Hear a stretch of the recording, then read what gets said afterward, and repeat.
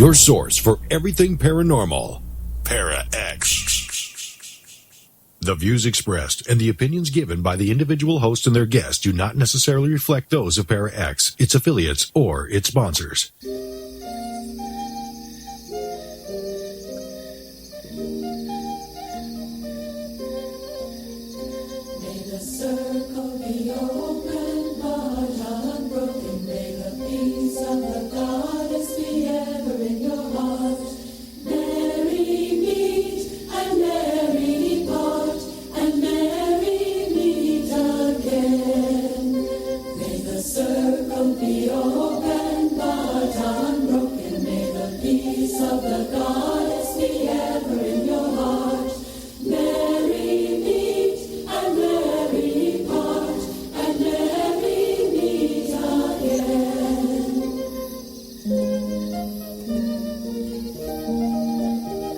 Welcome to Stirring the Cauldron on the Para X Radio Network. And now, here's your host, Marla Brooks.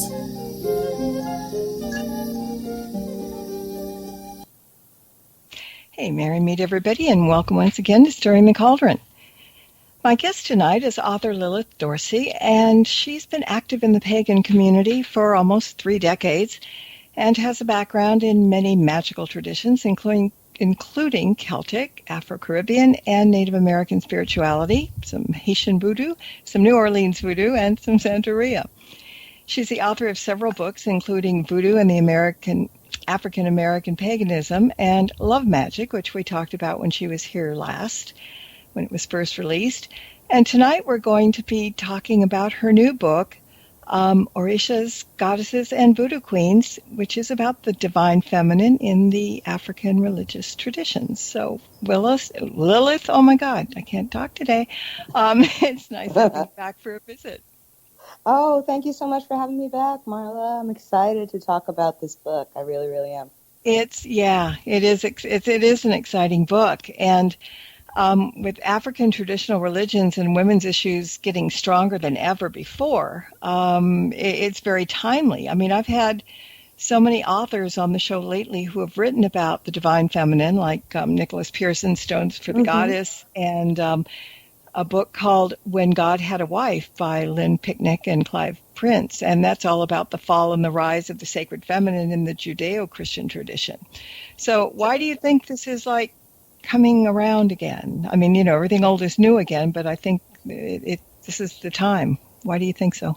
No, it's true. I mean, and when you were saying that, all I could think of is it's not your mom's feminism. You know what I mean? Because I think that there's a female empowerment now that's more of a right and less of a struggle, and I think that that's a beautiful thing. That's what I fought for when my girls were young, and that's what I'm still fighting for today, that we can have this and be accepted, allow us to be ourselves, allow us to embrace those things that are thought of as feminine. And I don't necessarily mean the stereotypical things. I mean the things that are really beautiful, like nurturing and caring and all the sensuality and all the things that I cover with the goddesses and the Orisha and the Loa that are in the book. And I think that really allows people to fully understand the depths of this sort of primal feminine that we're looking at.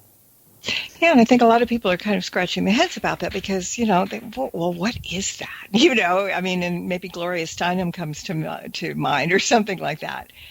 And so it's timely and it's important, and it's a really good book. And at the beginning of the book, you talk about training being very vital in any discipline, but it takes on special significance in a spiritual context, like Voodoo, Santeria, Hoodoo, and the other African-based religions survive on their lineage, their history, and training of its devotees. And you said that this is a book that needed to be written.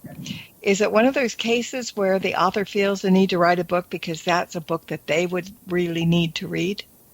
Yeah, I think so. And I think, as you mentioned, I've been, writing and lecturing and practicing and learning, traditionally for over 3 decades now. And I think that there's a lot of questions that I had And there's a lot of questions that people come to me have, how to find a teacher. Why is it important to have a teacher, and it was hard for me even to the people that when I was trying to write the book, it was hard for me to convince them that this was something that was necessary.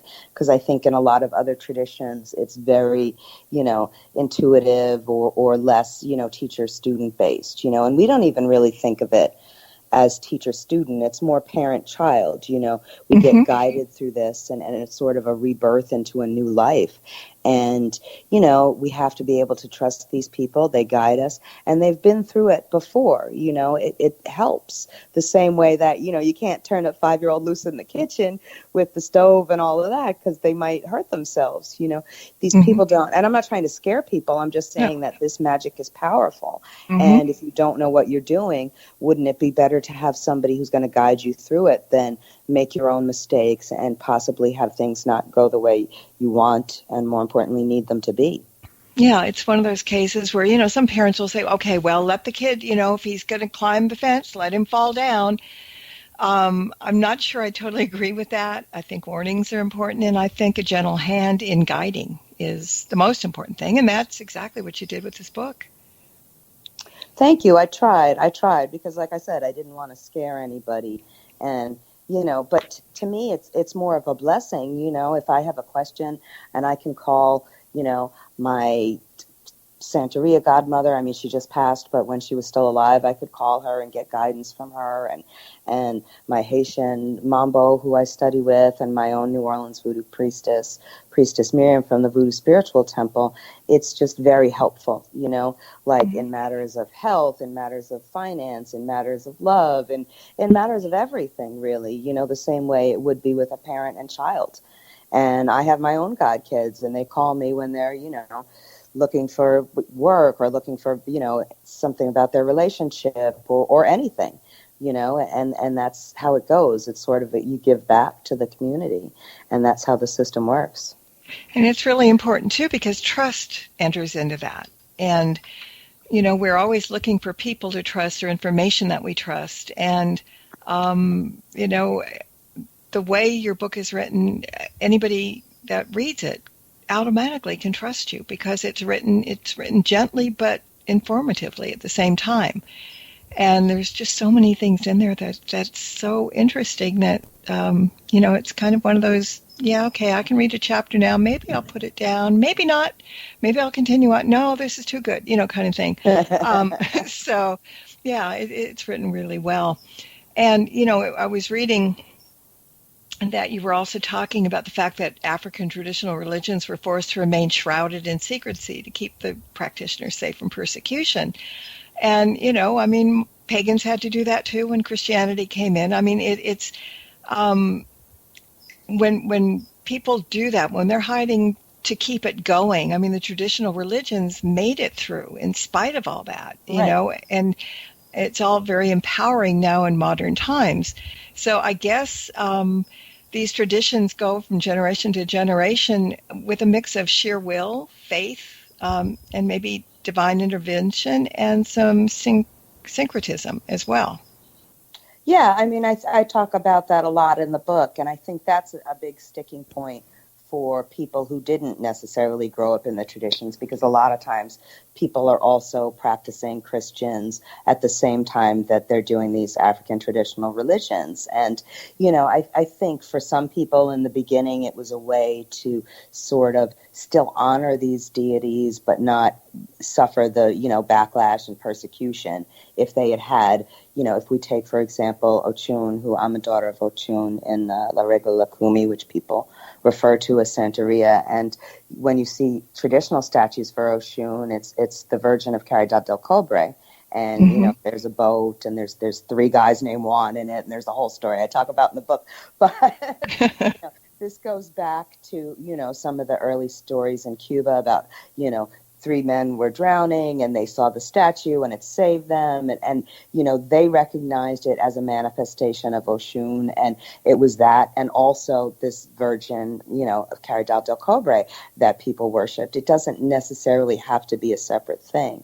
And I think that's difficult for people who didn't grow up in the tradition to understand. It's not necessarily that we're, somebody said, well, isn't this cultural appropriation? I was like, if you're worshiping, but you can worship two things at once without necessarily culturally appropriating these things. And I think specifically in this instance, it's certainly not cultural appropriation because, a lot of enslaved peoples were, not given anything at all to read or look at except the Bible if they were lucky, so this was the system that was forced on them and they had to have it in order to survive. So the fact that they were resourceful enough to still incorporate some of those beliefs, I think, is just phenomenal.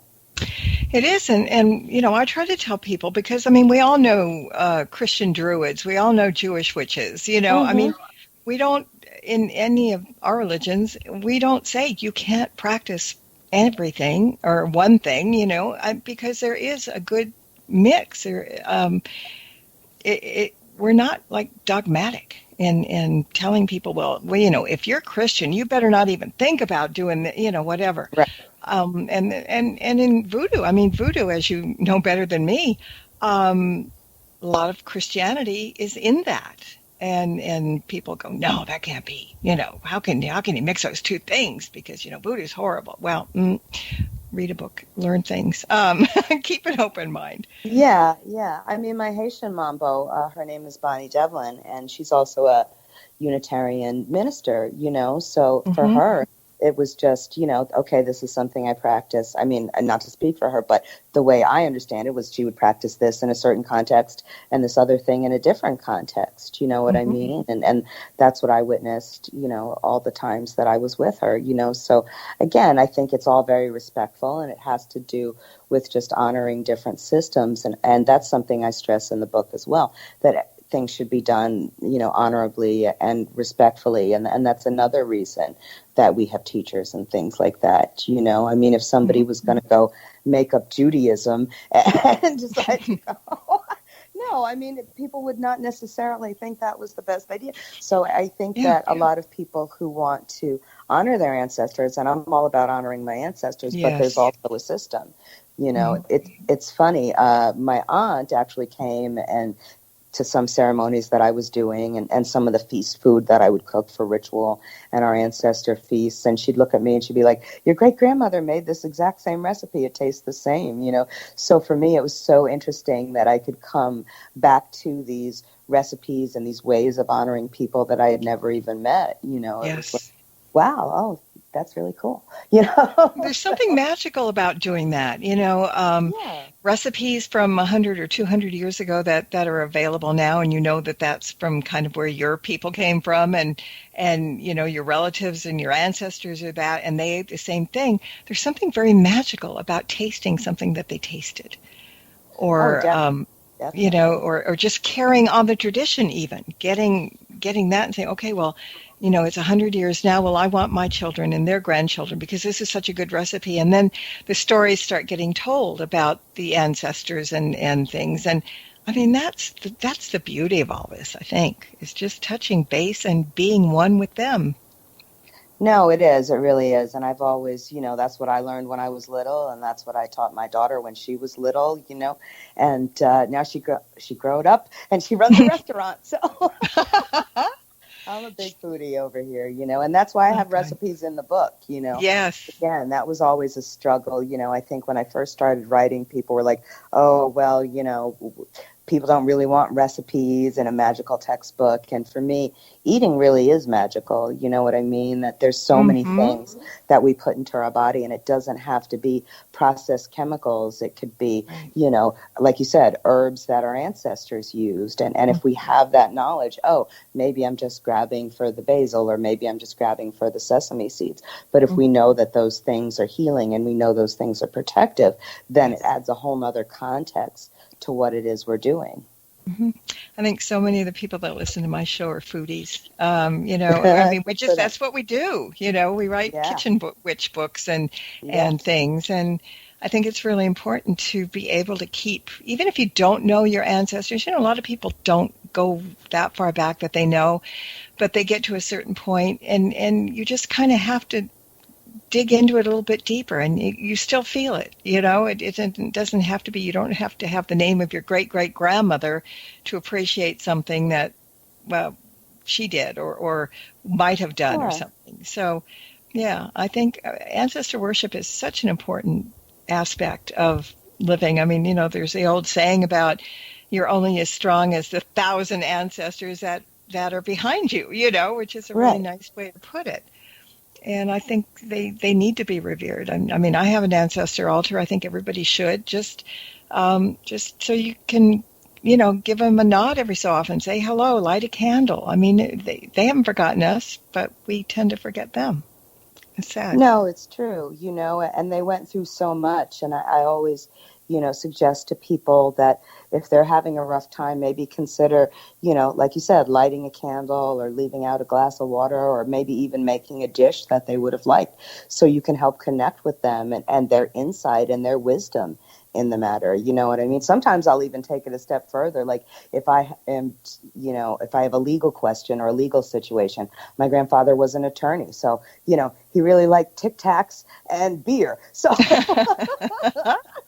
if I have a legal question or a contract or something that's a little dicey that I want to understand better, I'll leave him an offering and I'll sit down and I'll do a reading and see what it is I really need to know about the situation. The same way I would have done when he was still alive, It's that kind of a thing. Yeah, I mean, you have to kind of be careful though, because I have my altar in a bookshelf and it's kind of narrow. I mean, not very tall. And my grandfather, his thing was every night before dinner, he would have a shot of whiskey, schnapps, as he called it. And I thought, okay, so what am I going to put on the altar for him? I have his shot glass there. I think maybe I'll just, put a little bit of whiskey in there, a little bourbon.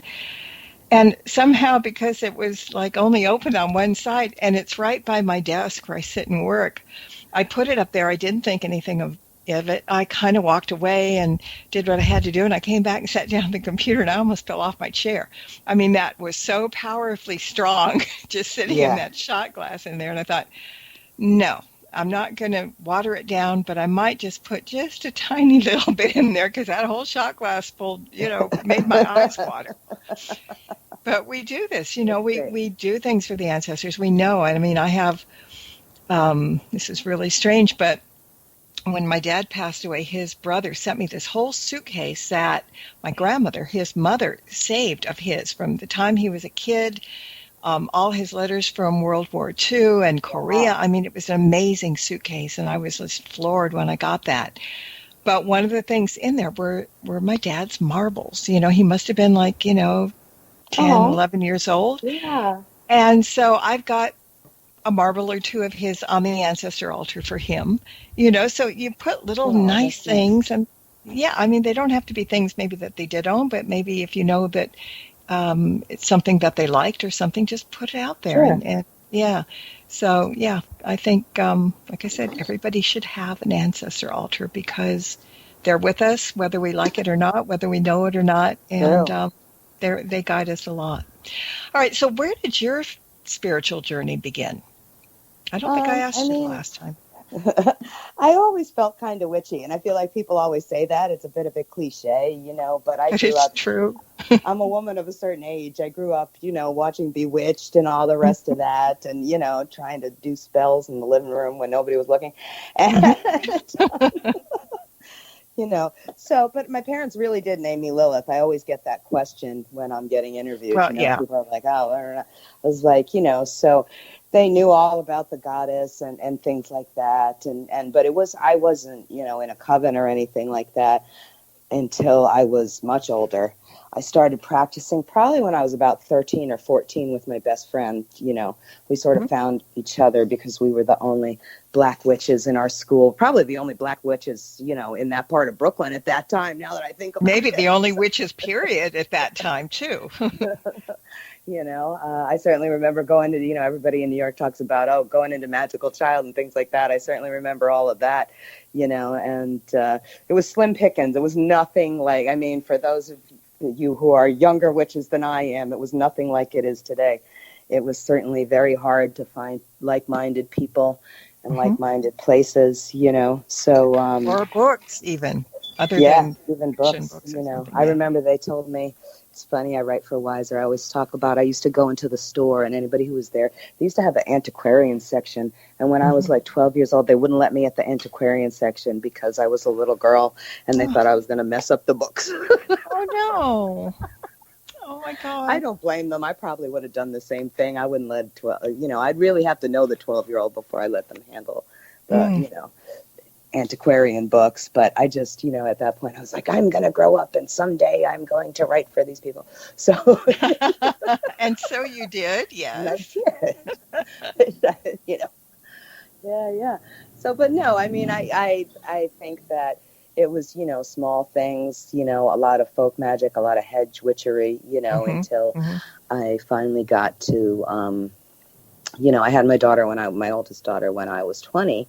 And when I went back to school because I had to drop out of school, when I went back to school, I was doing a lot of anthropology courses and stuff like that. And I was still practicing magic. And my teacher was like, oh, there's no such thing as witchcraft. There's no such thing as voodoo. And I was like, you're just another idiot, bald teacher that I'm not going to listen to, and I just wanted to prove him wrong. And I wanted my girls to have something that was really positive for them about African spirituality and their heritage. And there wasn't as much, you had to really, really dig. This is back to, when it was, Alice Walker had just found Zora Neale Hurston's grave, and a lot of this stuff was new, and it certainly wasn't the wealth of information that we have today. So I sort of attacked it as both a scholar and a practitioner, because I joined the Voodoo Spiritual Temple here in New Orleans when, they just had their 30th anniversary 2 weeks ago. And I think I've been going there for 28 years. So I've been around since almost the very beginning. So yeah, that's a good place to begin, at the beginning, and grow with it, in a sense, because that's what does happen. Now, the book unlocks the great mysteries of the ancient and powerful feminine realms of magic, and it introduces readers to the Orishas, the Loas, the goddesses, and each have their own energies and strength. And there are chapters devoted in the book to many of them, like Oya, Yemaya, Nana Buluku. And with each, you explain their workings, their offerings, their candles, recipes, as we mentioned, and more. And we're going to get better acquainted with some of them when we come back from the break in a few minutes. But we do have a couple of questions from the chat room to get into. So how about the first one is, you mentioned syncretism. What is that and how does it work? Well, most simply, people explain it as the sort of blending of traditions. Again, I mentioned it's not really cultural appropriation. It's more of a acquiring of certain pieces of it. I think that it happened definitely more prominently in colonial America, both North and South America, where there were a lot of Christian people in power. And in order to practice, you had to adopt some of these ways, and eventually they became incorporated into the traditions. Okay.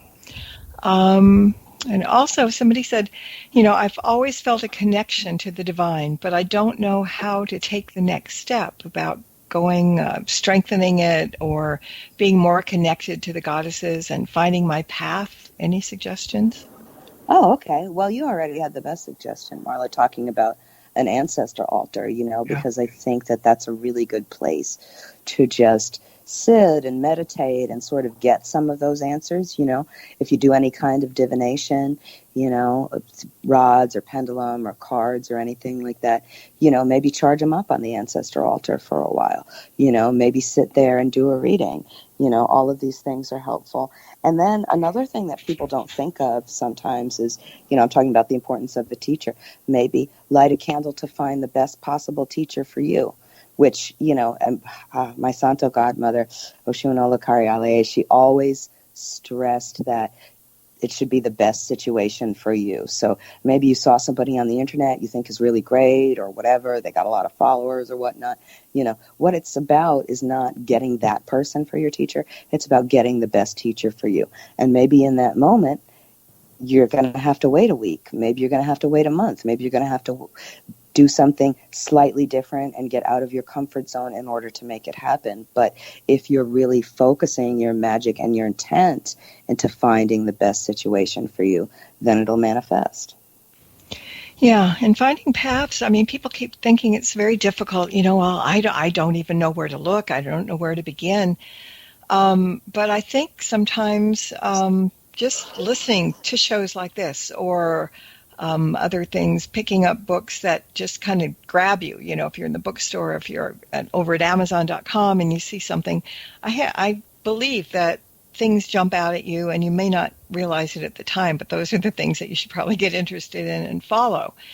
So I think it's kind of looking, I don't want to call them omens, but looking for signs of things that interest you. If you've heard somebody talking about Druidism, if you heard somebody talking about voodoo, if you heard somebody talking about anything and it kept your attention, that's probably where you kind of need to start. That's at least getting the foothold in. And, yeah, definitely. I agree with that 100%. Follow those things, follow your intuition, I mentioned my priestess, my Mambo, Bonnie Devlin, when I was teaching at the UU Church. I think I was teaching, intro to astrology and intro to tarot or something. This was 25 years ago. And some people still need refreshers on those for sure. But anyway, go ahead. No, it was a lot of fun. It was a good place. And, the church hired her to be their, weekly minister. So, I came in to work to do the workshops and they were like, oh, we just hired a new minister. We think you'll like her. She's Haitian Mambo. And, it was just so fantastic, because I was living in New England at the time, it wasn't a big city. I was like, where am I going to find a Haitian Mambo? And then the one just sort of showed up, and I think there are these signs, there are these fortuitous, meetings and connections. And, I love all my godparents. It's not a race. It's about, the journey is really what it's about. If it had been that I met my godparents and it wasn't to work out, then that's what it would have been. I've certainly had struggles along the way, but you keep trying to do your best and moving forward. None of this happens overnight. I remember when I first started, they said none of it happens overnight because when you're still, if you have children, if you're of childbearing age, then your focus is really at least 51% on that. So your spiritual dedication really has to wait until you're of a certain age. Mm-hmm. Yeah, age and mindset makes a big difference.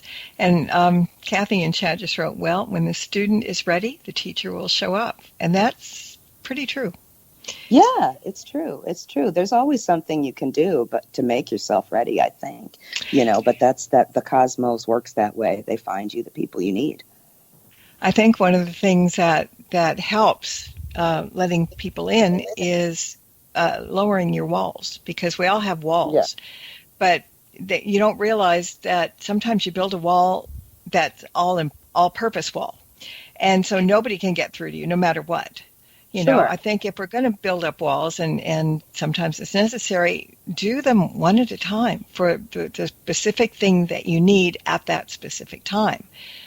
You just can't put that fortress around you because you're not going to attract maybe some of the things that you need in life, like a person, like love, like knowledge or something. You keep that wall up and you can't chip through it, and you're losing out a lot. Sure. And I guess the question there now is saying, well, how do I knock down those walls? This could lead into a very long discussion, but I guess it's the things that you're afraid of and the things that you have your backup on. No, and I'm a big believer. Have you ever read any Hodorowski and Psychomagic, Marla? I'm a big believer in all of that. And I should. Yeah, I've been interested in it. Yeah.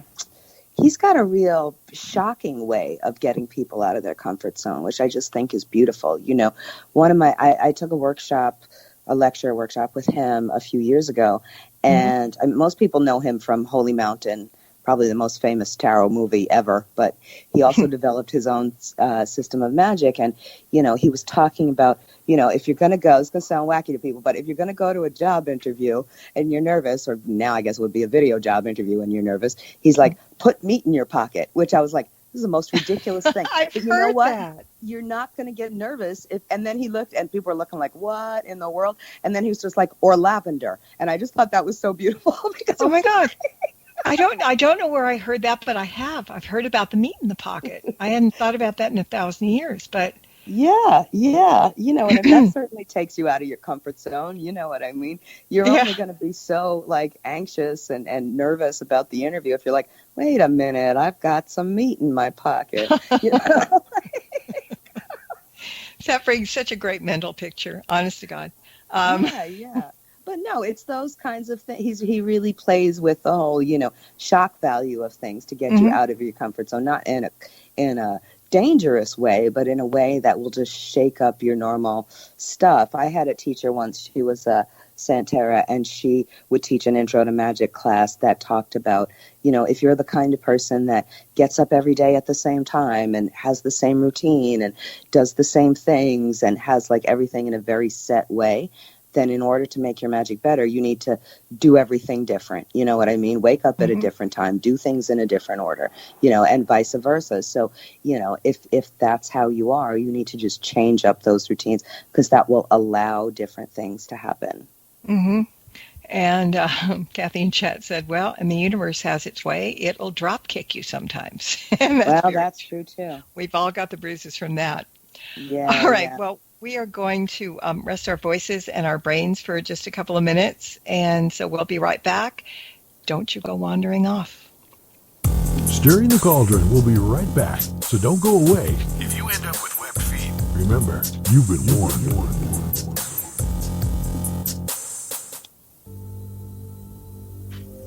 Hey there.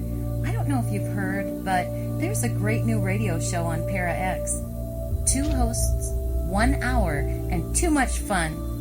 Stephanie and Heidi not only talk about the latest goings-on in the supernatural worlds, they live it. They want to hear from you. They want to help you understand and guide you. And they want you to tune in. So, grab a friend or come alone to gather around that metaphysical table with Heidi and Stephanie. If you're interested in the worlds of the unseen, tune in to the Gathering Radio Show, Tuesdays at 9 p.m. Eastern on Para X Radio.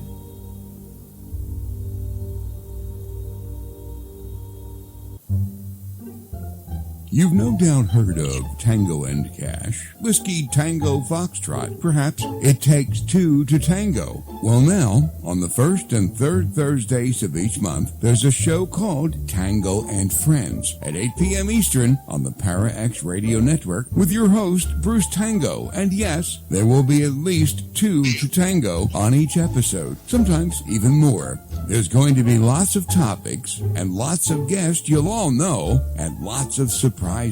Tango and Friends every first and third Thursday of the month at 8 p.m. right here on the Para X Radio Network.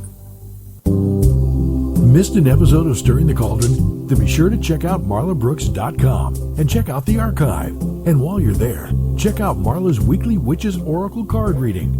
Explore the site to find many great resources, such as information on tarot, oracle readings, metaphysical consultations, and links to all of Marla's books. That's marlabrooks.com. Welcome back to Stirring the Cauldron. Once again, here's your host, Marla Brooks.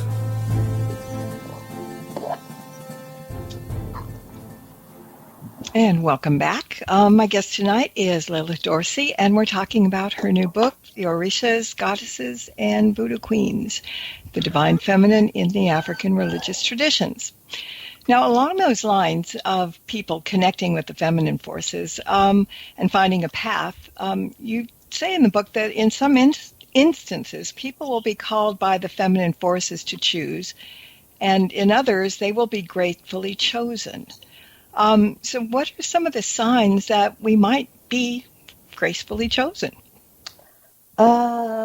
Well, I mean, I think dreams are always a good place to start. You know, I think that's, and like you said, synchronicities or coincidences, you know, I think that can be an indication that something is going on. You know, it's not, you know, time to run out and say, oh my gosh, this has happened. But it's certainly time to investigate. And I think that responsible investigation is important for people, you know, maybe if they're seeing, and that's why I really wanted to put all that information in the book. Like, these are the herbs for Oshun. These are the, you know, music for Oshun. These are these things. If this really resonates with you, then maybe if you have a chance to sit down and talk to somebody who's in the religion and dedicated to Oshun, it'll give you greater insight. If you have the chance to, you know, maybe get a reading and see if it's your path, then, you know, you can move forward. And I think that I think this is one of the biggest misconceptions from people outside of the religion too. You know, the first thing that we do in the religion is have, well, depending on what tradition it is, in Lukumi, it's called a rogacion, and Haitian Vodou, it's called a lave tete. Basically, it's a head washing, and it cleanses the head. It's like a spiritual baptism where you're reborn into the tradition, and it gives you great clarity. You know, when I do it for my godkids, they're like, it's just like, okay, all the outside noise gets sort of filtered out, and you have much more focus and intent, and, you know, you can tell what's good and what isn't a little teeny bit better, you know, for you. You know, I always ask my godkids to pray for gentle lessons, and I think that after you go through those things, you have the ability to recognize and choose gentle lessons better, you know. And I think that's really important for people. Yeah, that makes good sense. As we were saying, that chat room question came in. We were talking about getting to be the chosen ones. What if a person wanted to decline? Can they? Oh, sure. You can always decline. I mean, I don't think it's like it's certainly not like the Hollywood conception of it in any way, shape, or form. You know, and I think that's a real disservice that that's what people have contact with and not the reality of this beautiful traditions that we're talking about here tonight, you know. But I think that, yeah, sure, of course. But it's like, for me, it's the same thing as medicine. You know what I mean? If you found out that there was something not right with you and you know, there was a treatment, you could choose not to take it. You know, who knows what'll happen? Maybe nothing will happen. Maybe it'll get worse. Maybe it'll get better on its own. You know, it's sort of a little bit of a crapshoot. But if you try the recommended ideas, and they're reasonable ideas, now this is where going to a good practitioner helps, because there's certainly a lot of janky people out there that'll recommend some crazy stuff. One of my goddaughters, she got a reading from someone online, and they told her she needed to go to the woods and catch some pigeons with a stick. I don't even know what was going on with any of that. Oh my God. Yeah, she's not a stick pigeon catching person. No, I don't think that's funny. It wasn't going to happen. But, like, you know, a lot of times it's something that's much simpler, you know, maybe a bath with some herbs, or maybe, you know, a lot of times when you're in a house, there'll be things like, oh, don't eat seeds, you know, this year. And there's a bazillion different reasons. Maybe the seeds will be, you know, contaminated. Maybe you'll get diverticulitis. Could you choose to eat seeds anyway? Yes, but chances are, you know, it'll be more risky if you don't follow those guidelines. So yes, you could choose to not do it, but to me, it's the same thing like as medicine. You could choose to not take. I could choose to not take my meds that I need to keep me healthy, and maybe I'll be okay, maybe I won't. Who knows? I'm just chuckling to myself because Kat in the chat room said, well, pigeons don't even live in the woods. So it's probably true. They kind of like big cities and, you know, tall buildings to fly to. I don't know, or a lot of people to fly over and, you know, splat them, because I think that's part of a pigeon's joy in this world. Yeah, it is. You know, zeroing in on somebody. But then, you know, in some cultures that would be good luck. Yeah. So they're doing people a favor. Yes. I mentioned a bit earlier before the break that we were going to get better acquainted with some of the, I'm still saying it wrong, but Orishas. Orishas, yeah. Yeah, okay. And so the first one that jumped up and caught me when I was going through the book was Annie Christmas. Oh, Annie Christmas, right on. Yeah, see, they jump. That's my thing. When I'm reading books, things jump out at me, and that's when I have to talk about them. So maybe she's asking me, doing that so we can talk about her. So could you introduce people to Annie Christmas? Sure. Annie Christmas. It's funny. Annie Christmas is kind of this folkloric character that, gained almost goddess-like status over the years with people praying to her and asking her for things and stuff like that. People think originally that she either worked, people call her Keelboat Annie and things like that she worked on one of the steamboats here in New Orleans, that she was like a steamboat engineer, or some people say that she drove a steamboat. There's all these different legends about her. But they say that she was 6 feet tall and she used to beat up men who were abusive to their wives and girlfriends and things like that. And then there's all these legends about her, like taking people's teeth. And then some people say she had a necklace of pearls for everybody she beat down. There's all these I like that. I know. There's all these crazy, fantastic legends about Annie Christmas. And, but for me, especially to include her in the book as this, cultural hero, I'm sure there was indeed a woman who existed and did a lot of these extraordinary things. We'll never really know 100% which ones happened and which ones didn't, because it was a long time ago. But she's sort of taken this place where she has these traits that people don't necessarily think of as feminine. You know what I mean? Being good with machinery, driving a boat, being an engineer, being physically strong. A lot of these things are not things that are thought of as traditionally feminine traits, but they are. And, this is how it manifested for her. And when people want to celebrate those traits in themselves, they can do well to connect with Annie Christmas. Denise Alvarado has written a lot about Annie Christmas. Some of the other New Orleans people have written a lot about Annie Christmas. I know there's railroad tracks. When you go on the Riverwalk here in New Orleans, there's railroad tracks you cross over to get to the Mississippi. And a lot of people leave offerings for her there, to help gain strength and courage and, vengeance over people who have wronged them and all of these things, which I think is so important for a lot of us today, that we have these situations where we can't necessarily get justice or can't necessarily, feel protected and feel strong in a lot of areas. And she's really good for that. Yeah, I mean, it was really fascinating to read about her. But how did you, there are so many of them out there. How did you choose which ones would go in the book to introduce us to, as opposed to, maybe book 2? Yeah, I wanted it to be a lot longer. I'm sure some people reading it are thinking, there's not really very many goddesses in here. So, but there's a lot on each goddess, so that makes up for it. There is, and some people think of them, technically, some people will get upset if you call Loa and Orisha goddesses. I think if you come from a goddess tradition, you can certainly see that there's a lot of ways that they function in the same way, even if they want to be called by a different name, but choosing, I think I chose the ones that were the most popular. If we look at Lukumi, you're definitely going to hear about Oshun, and you're going to hear about Yemaya, and you're going to hear about Nana Buluku, and you're going to hear about Oya, you're going to hear about all of those. And I think that, again, I wanted to just sort of lay it out for people that these are, again, the most popular. People see there's a lot of herbs. These are the most popular herbs for them.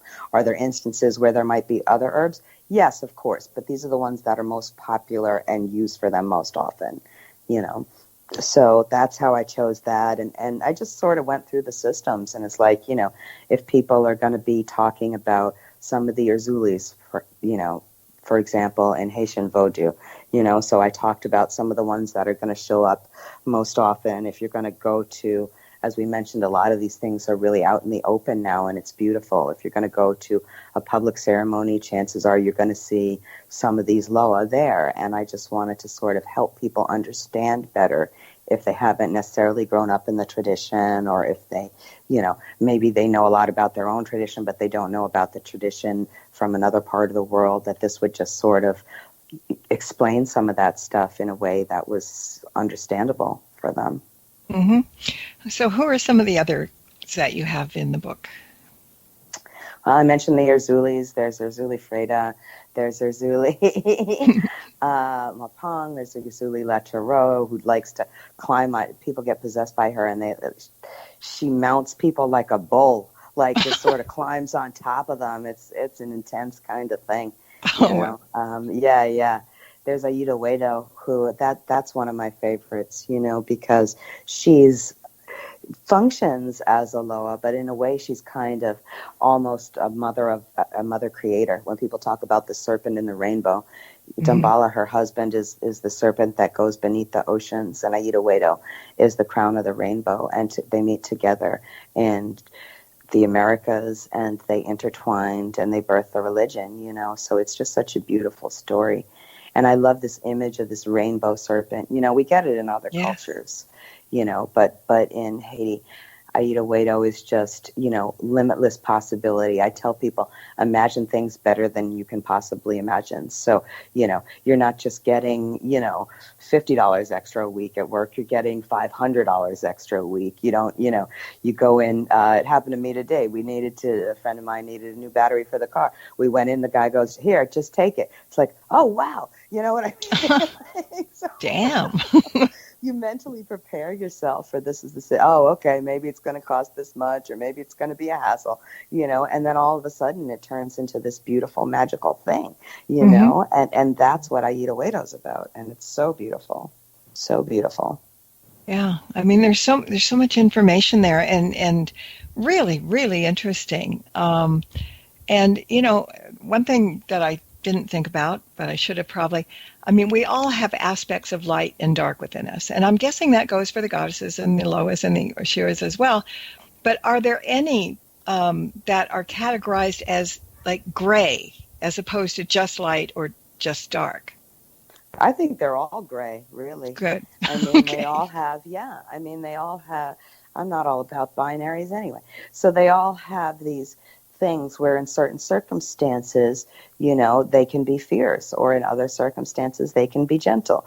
In that way too, they kind of remind me of a parent-child relationship, and that's how a lot of people really conceive of it, that it's this, a guiding force. If you do something that's dangerous, or if you don't listen to advice, is mom and dad going to be mad? Probably, Are they going to be gentle? Hopefully, And again, I'm not saying this to scare anybody, but I think that, like I said about the advice, and if somebody tells you, oh, okay, well, today you need to just, not really eat a bunch of sugar, or whatever it is, and then you decide to do it anyway, there's going to be consequences, So I think there's a lot of gray things, even the fiercest ones. If you look at, there's Erzuli Danto. There's times when she comes out, and there's one that they call her the 7 stabs. So it's kind of like Fight Club. She shows up, and she's so fierce, she just starts stabbing herself. Like, I don't care what you do to me. Oh my God. Stab my own self. So you better get out of here. But she's another one that, again, protects, women and children that have been abused, and so in that situation, maybe some fierceness really is warranted, so it depends on what you're coming up against. And I think that, yes, a lot of people do think of these things as, dark, or try to think of things as dark and light. But in reality, there's a wide variety of responses to situations. And, depending on the situation, something either lighter or darker might be necessary. Yeah, well, I brought that up because you did talk about in the book about the light and the dark, and there, I mean, people sometimes, I don't know, I'm kind of not pointing fingers in any direction, but you're talking about like at the other chapter, Death in the Crossroads, Santa Muerte, and Palmaguera. And people will not see that they're gray at all, because I've had people on talking about Santa Muerte, my good friend Tim Shaw, who that's his patron saint, and we did a whole show on her not long ago, and we just kind of explained that it's not what you think. It's not always what you think right away, It's and so people will think, well, okay, if you talk about Santa Muerte, you talk about Marie Laveau, people think that she's a dark queen as well, right? Yeah, definitely. And again, a lot of, I think, what people are internalizing are some of these media, things about them they don't know. And that was really important for me to put a lot of the history in the book. I mentioned I'm an anthropologist, as well as a practitioner. And this is the stuff I find fascinating. The fact that she had her backyard was really sort of a refugee camp for indigenous, Louisiana people who had been displaced. That's just such a beautiful thing that she had like a tent. Anybody who wanted to stay, she had a tent city, they were food and stuff like that. She used to bring food to prisoners and stuff. There's so many amazing philanthropic things that she did, that people just sort of aren't really familiar with. Yeah, you don't. Well, people don't talk about the good. They always talk about the bad because it's more exciting, I think. They get paid more attention if you say somebody, you start gossiping about something, you're not going to gossip about how they, saved something from whatever. You're going to say, well, they think she shoplifts or something like that. I mean, that's just human nature to always pick on the juiciest, ugliest things because it keeps the conversation going, I guess. But it's not the right thing, I don't think. No, it's true. It's, what fascinates me is if you look at the reality of it, I think the reality is even more exciting. You know what I mean? That would have been a story I would have wanted to watch, a documentary about her feeding indigenous Louisiana, Native people in the backyard. That sounds fascinating.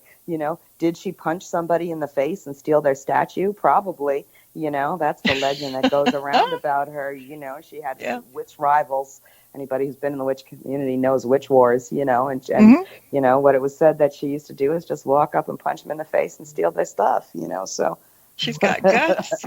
Good. Can't stand namby-pamby. So, that works well. Yeah. And then, she probably had a good reason to do it. But I want to also, because we're got a little more time, but not a lot. But there's a whole lot more in the book that just, the introduction to them. You have herbs for the Orishas, the Loas and the goddesses. You've got sacred dirts and crystals. You've got sacred symbols. I mean, there's a ton of stuff in this book that we're not going to have time to talk about. But again, sacred dirts jumped out at me.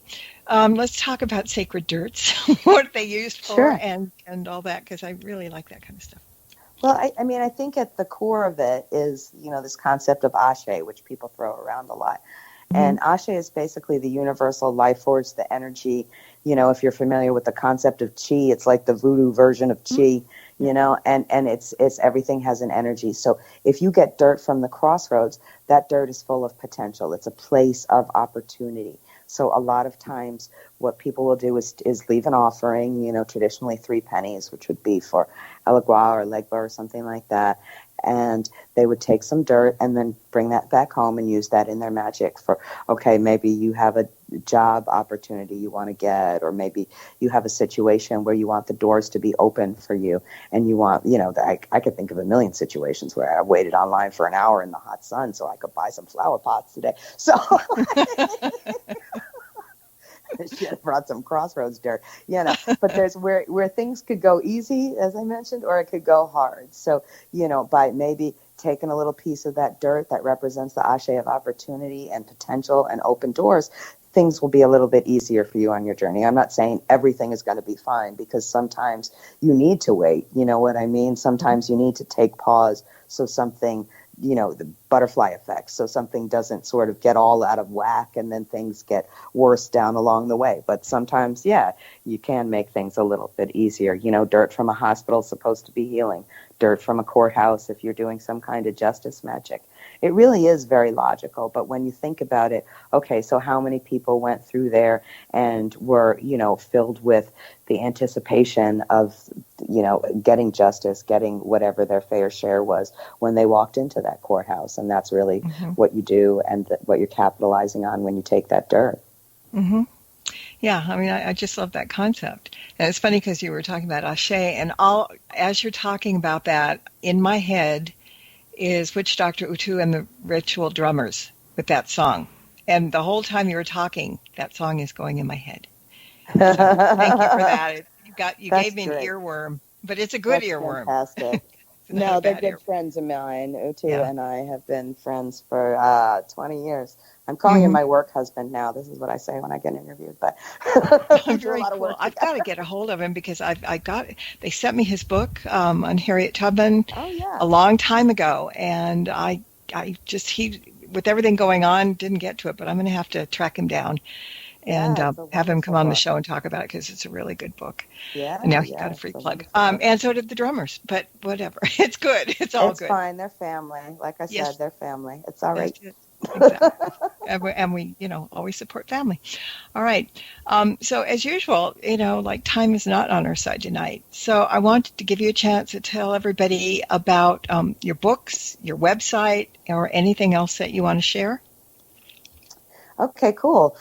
People can find me at lilithdorsey.com. There's information on there about my books and how to get a hold of me if you want to get a reading, and my blog and all that stuff like that. My blog is Voodoo Universe, so people can Google that and find me.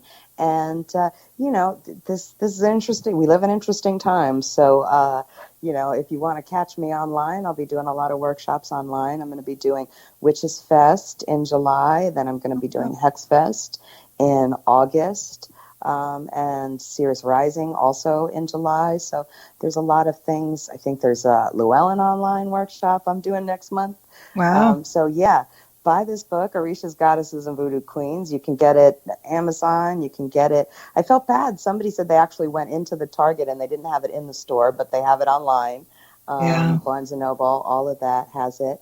And here's the surprise, because you said you liked me on the show, Marla. I have another book coming out this year, too. So at the very end of things, I have a book on water magic that's going to be coming out in the fall. Great. So, Looking forward to that. And I think I've got wiser, brainwashed enough to know what to send me and when. So they know who I like. So that's good. That's good. Which is really good. So I really appreciate you coming in. I really appreciate now I have another book to look forward to. That's great. And thank you for being here tonight. I was going to say do come back, but we just sealed that deal.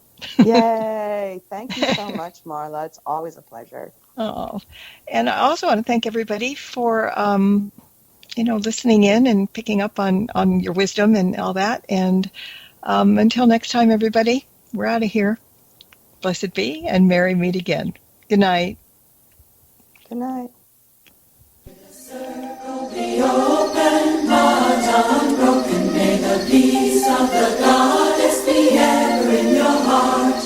Merry meet and merry part, and merry meet again. Merry meet again. Merry meet again. Thank you for tuning in to this episode of Stirring the Cauldron with Marla Brooks. Please join us again next week at the same time for another great guest and more cauldron stirring. Any rebroadcast or other use of this program without explicit permission is strictly prohibited.